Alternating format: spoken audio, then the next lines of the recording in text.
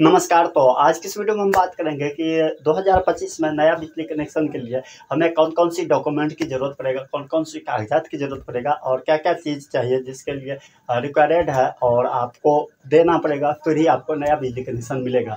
तो आज की इस वीडियो में उसी टॉपिक पर बात करेंगे और एक्सप्लेन करेंगे। तो अगर आप लोग जानना चाहते हैं, समझना चाहते हैं तो इस वीडियो को लास्ट तक देखिए और समझिए। तो चलिए वीडियो को स्टार्ट करते हैं।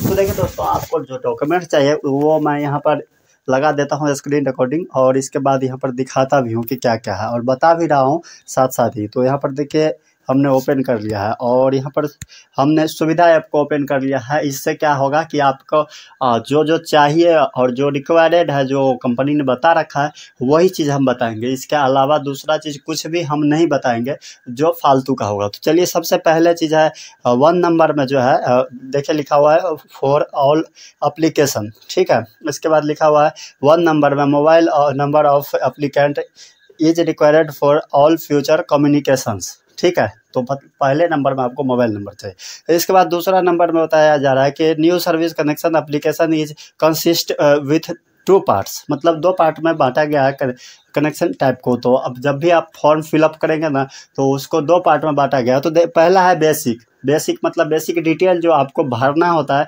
आपको सिंपली बताना होता है। इसके बाद दूसरा जो है ना वो है डॉक्यूमेंट अपलोड, मतलब जो जो कागज होगा आपका और उसको अपलोड करना पड़ेगा, मतलब उनको देना पड़ेगा। जब भी वेबसाइट पर जब तक आप अपलोड नहीं करेंगे या सुविधा ऐप से मतलब अप्लाई कर रहे हैं या सबमिट कर रहे हैं फॉर्म, तो उसको अपलोड करना पड़ेगा। तो देखिए अब इसके बाद तीसरा में बोल रहा है कि both part are required for filled and submitted. तीसरा नंबर में बोल रहा है कि ये दोनों बेसिक और डॉक्यूमेंट अपलोड, ये दोनों ही जरूरी है और दोनों ही आपको फिलअप करना है, सबमिट करना है, ठीक है। इसके बाद चौथा बोल रहा है upon successful submission of application A message containing request number will be sent on applicant mobile number, please mention the required number in all future correspondence.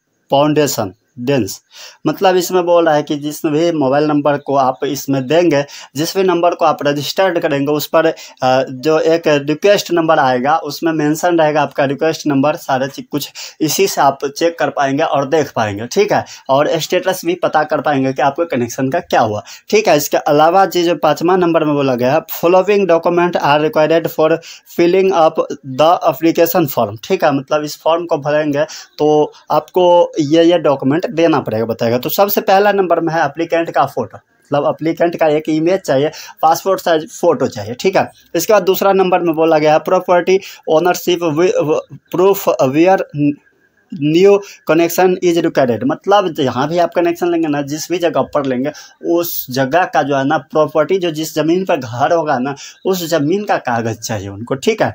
तो अगर आपके पास आपका खुद का ज़मीन है तो फिर आपके पास कागज़ होगा, उसको आपको जमा करना पड़ेगा। इसके लिए रसीद भी हो सकता है, कुछ भी आप दे सकते हो, ज़्यादातर रिक्वायर्ड होता है रसीद, ठीक है।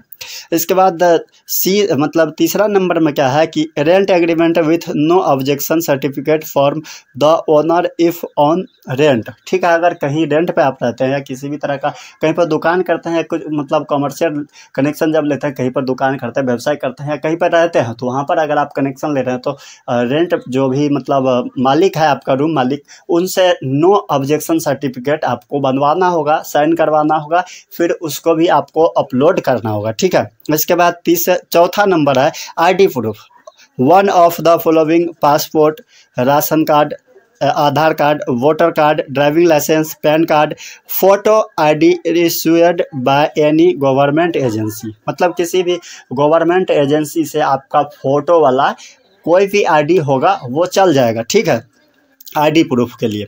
इसके बाद बोला जा रहा है मतलब 5वां नंबर में कि एड्रेस प्रूफ के लिए देखिए 1 ऑफ द फॉलोइंग, और मतलब एलपीजी कनेक्शन कार्ड है, मतलब गैस कनेक्शन वाला कार्ड है तो वो दे सकते हैं। इसके बाद government issued landline telephone bill या BPL कार्ड, राशन कार्ड, और अगर टेलीफोन बिल है जो लैंडलाइन वाला होता है, तो ये सब अगर है तो आप दे सकते हैं और अपना कनेक्शन में अपलोड कर सकते हैं। तो इतना सारा डॉक्यूमेंट आपको देना पड़ेगा कनेक्शन लेने के लिए। फिर आपका कनेक्शन एक जो BPL होता है या डोमेस्टिक होता है या कॉमर्शियल होता है, कॉमर्शियल तो नहीं इतना मायने रखता है, मतलब ID प्रूफ के लिए राशन कार्ड, मतलब दूसरा लैंडलाइन कनेक्शन दे सकते हैं, LPG गैस दे सकते हैं, और ये नहीं भी है तो चल जाएगा। ये 4 चीज़ आपको देना ही देना पड़ता है, ठीक है।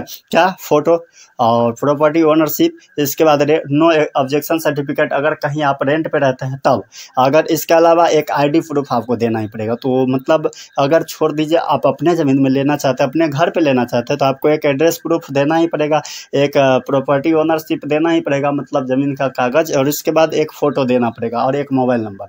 4 चीज़ 5 चीज़ आपको देना ही देना पड़ेगा। सबसे ज़रूरी चीज़ है एक मोबाइल नंबर, ठीक है। इसके बाद एक फ़ोटो है, एक ज़मीन का रसीद है, 3 चीज़ हो गया।